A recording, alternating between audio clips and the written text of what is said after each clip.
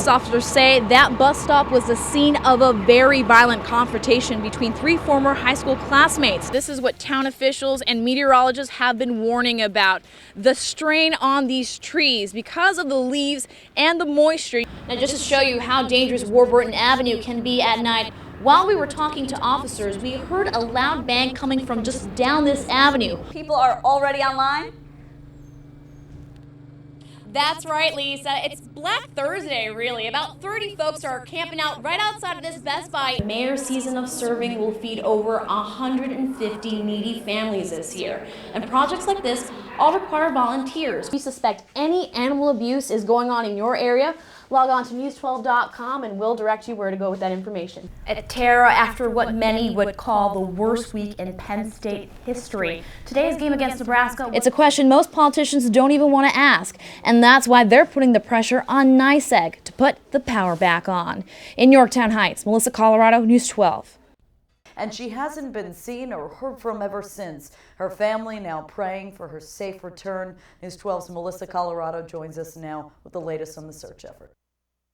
Alondra, we love you. We're not mad at you. Please call us. Yonkers mom Denise Aracil has been waiting by her phone for 3 days for any word on her eldest, Alondra Aracil, seen here in photos sprawled over the dinner table. Nobody's seen her. Friday she didn't go to school. Her principal calls me just to find out if we heard anything. The family says the 14-year-old girl left home on Thursday afternoon with a bag full of clothes, a Beeline bus pass, and left her cell phone at home. Cops haven't come by, haven't come and given an update. Denise has filed a report with Yonkers police, but she says this slip of paper isn't enough. Is this all I gotta live by? A little police report, a little report number? Taking things into her own hands, Denise got a tip on Saturday night that Alondra was partying at this pool bar located at 202 Ashburton Avenue.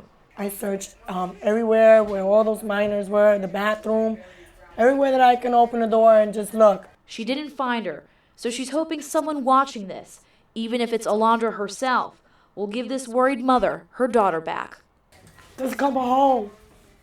Come home. If you have any tips as to the whereabouts of Alondra, you can reach Yonkers PD at 914-377-777. That number is also on our website at news12.com. Tara? Thank you, Melissa. We're going to stick in your... News 12's Melissa Colorado begins our Team 12 coverage of the storm aftermath from Vineyard Avenue here in Yonkers. Ice cubes long ago melted. This is the inside of Richie and Maria Moreira's fridge. Bare shelves after being forced to throw out milk and eggs since this weekend's freak October storm left them without power. Those snappers I gotta give away. It pains Richie to throw away these snappers and codfish that he proudly caught on his own. It's beautiful fish. I'm mad. They're not the only ones who have to bundle up in gloves and scarves in their own kitchens. Folks living on Vineyard Avenue are out of power, heat, and running water. I have to go to other people's houses to take a shower. Jose Monteiro says the city and Con Ed are not doing enough. We need to get this together right now because we need food. We have to go to other people's houses to get food in Extra City. Bob Altmaier used to work for the city of Yonkers, and now he's ashamed of calling it home. Frustrated like crazy. They've been here 4 times and done nothing. It's day 3 of no power for folks living here on Vineyard Avenue, and they're urging Con Edison to please come down here, restore power, and bring their lives back to normal. In Yonkers, Melissa Colorado, News 12.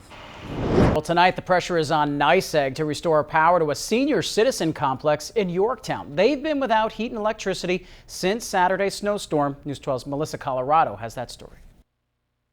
I'm trying the best I can. If I can find the button. Okay.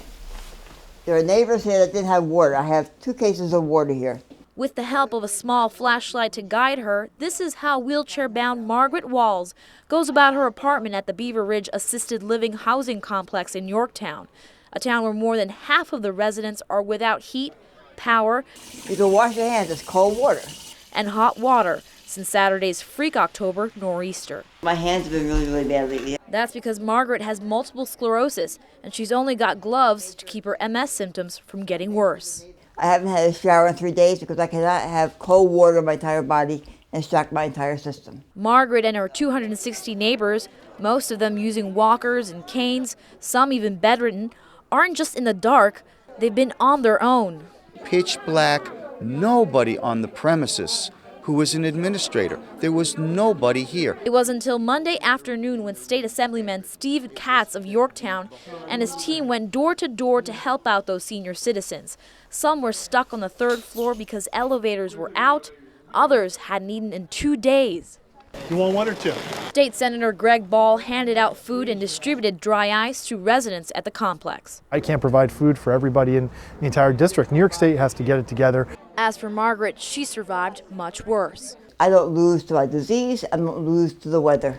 So how long can these 250 folks, mostly senior citizens and some disabled, last without heat and power? It's a question most politicians don't even want to ask, and that's why they're putting the pressure on NYSEG to put the power back on.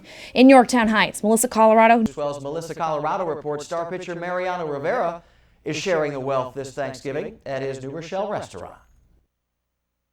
How much would you shell out to sit down for a meal with a Yankees legend? For 10-year-old Brian Perez of New Rochelle, this meal was on the house. And who else but Yankees all-star pitcher Mariano Rivera to pick up the tab? It's actually a pretty nice gift because he's actually giving a feast to the kids.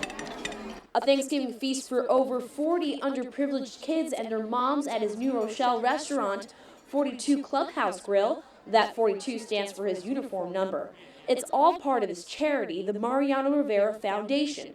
The organization specializes in children's needs. I come from Panama and I didn't have nothing. Now that he's got a lot more, the 5-time World Series champ is giving back to the city that adopted him when he first landed in New York. Put a smile on their faces, and make them feel good and special. That's priceless. It's a priceless experience for Leslie Ramos, mother of 2 Yankees fans. It's really a privilege, and we're really excited to be here and to meet him. And what is little Brian Perez going to be thankful on Thursday? I'm actually thankful for Mariano Rivera. Now, if you want to help just like Mariano, it's just as simple as coming down to the Clubhouse Grill. If you want to pitch in to help, every bill will donate $4.20 to a local soup kitchen. In New Rochelle, Melissa Colorado, News 12. Thank you, Melissa. I think a lot of